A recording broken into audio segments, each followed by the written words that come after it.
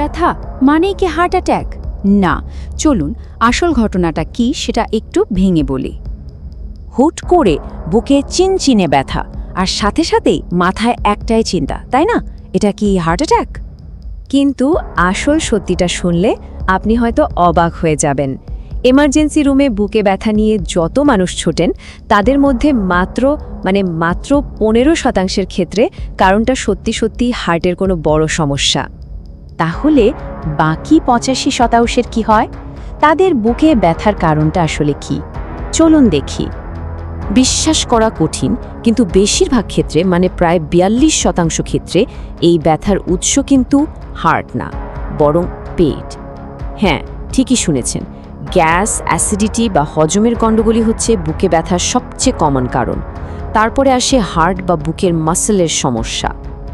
তো পার্থক্যটা বুঝবেন কিভাবে? সহজ উপায় হলো ব্যথার ধরনটা খেয়াল করা। হার্টের সমস্যা হলে মনে হবে বুকের ওপর কেউ একটা ভারী পাথর রেখে দিয়েছে, একটা চাপ যেটা আস্তে আস্তে গলা বা হাতেও ছড়িয়ে যেতে পারে।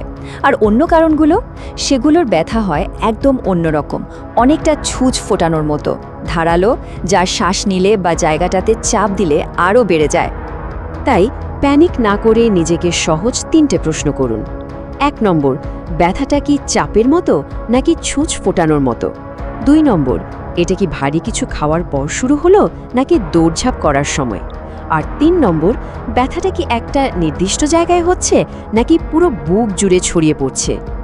তবে একটা কথা মাথায় রাখা খুব জরুরি, এই সব কিন্তু নিজে নিজে ডাক্তার হয়ে যাওয়ার জন্য নয়, একদমই না। এই ছোট ছোট বিষয়গুলো খেয়াল রাখলে আপনি যখন ডাক্তারের কাছে যাবেন তখন তাকে আসল কারণটা খুঁজে বের করতে অনেক সাহায্য করতে পারবেন। সুতরাং পরের বার বুকে এমনটা হলে হুট করে ভয় না পেয়ে 1 সেকেন্ডের জন্য থামুন আর নিজেকে শুধু একটা প্রশ্ন করুন, আমার শরীর আমাকে ঠিক কী সিগন্যাল দিচ্ছে?